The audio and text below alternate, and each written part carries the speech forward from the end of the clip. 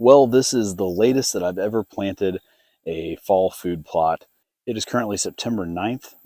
We've just had such a dry year this summer that it's been hard to figure out the right time to plant. So I tried to wait for rain, and there's a good chance of rain this tomorrow evening, on Sunday evening, and then on Monday as well. So I'm just going for it. Deer season starts next Friday, so it'll be a late food plot, but I've got a good clover plot up at the other end of this area here.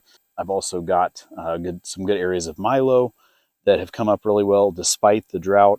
I was able to fertilize those at key times, and we got some timely rains, I think, that really made those take off. So there's some weed pressure in the Milo, but there's a lot of Milo in there for forage for the deer that hopefully they'll leave alone this year until it gets into fall and a little later into the winter. So you can see behind me the area that I'm going to plant is just one area. There's also the walkway up through the timber here that I'm going to plant, and then also an area back in the timber I'm going to plant as well. And what I have to plant for today is Grains and Greens mix from Grandpa Ray Outdoors. It has Winfred brassica, turnips, radish, a kale, winter triticale, winter wheat, winter rye, all in it. And there may be one or two things that I'm missing in there, but it's got a good mix of different things that you can plant during the fall that should give you some good forage going into the fall. A lot of biodiversity there. That way, if a few things don't take off, but something else does, you've at least got some forage there. So that's what my hope and my goal is. I will say a couple of years ago, we didn't plant a certain area because of dry weather until like even the first week of October. And we planted just some wheat and rye, and it got germinated. It provided a little bit of attraction and a little bit of food for the deer during the fall, but the next spring it really took off.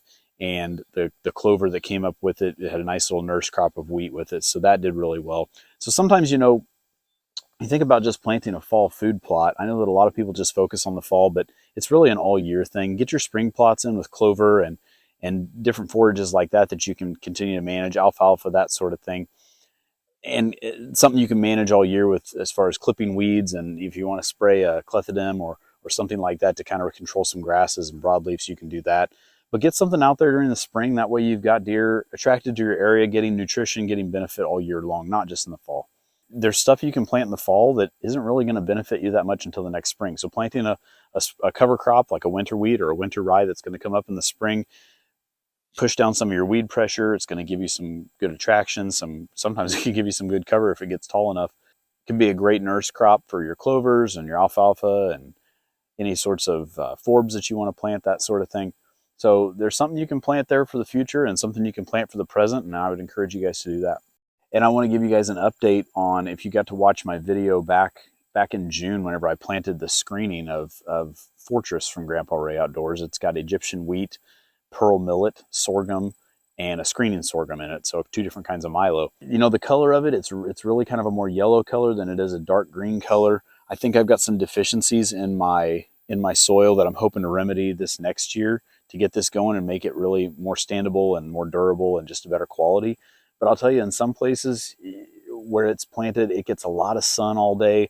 The soil has gotten really hard because of how dry it's been, and even in the last couple of years. And so I think that's not helping. So I'm going to maybe plan to put some gypsum or something down and really get that soil hopefully softened up and maybe get it to a state that nutrients can flow a little easier through it to give the plants what they need to really look good and also get to the desired height that I want them to be. But I'll tell you here, in the east end of this walkway area, I've got Egyptian wheat that you can see is 10, 12 feet tall. It just all of a sudden takes off. So there's better soil down here. That's definitely a factor. But I had some ragweed pressure this year and that sort of thing. But I will say, like, one of the strategies I talked about was kind of putting a screening all the way around our plot up there that I call the hayfield plot. And I put a edge of Milo on around that extended that Fortress to kind of almost enclose that whole field or that whole plot.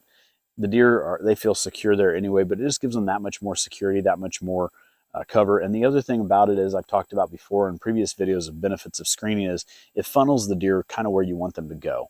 So if you know that your screening is, I have a stand over there, I know that the screening is 30, 35 yards from that stand.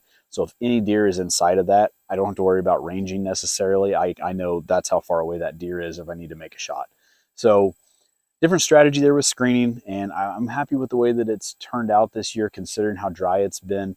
But I'm hoping that next year with proper soil conditioning with possibly gypsum or some other like dry fertilizers as opposed to just liquid fertilizer, I can hopefully get enough nitrogen or whatever they're wanting in there to get them more dark green, get them to a better height, and withstand any sort of drought that may come.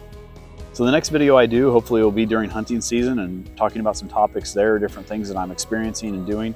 So hopefully you guys can tune in for some of those. Thank you for watching Farming for Whitetails. We'll see you next time.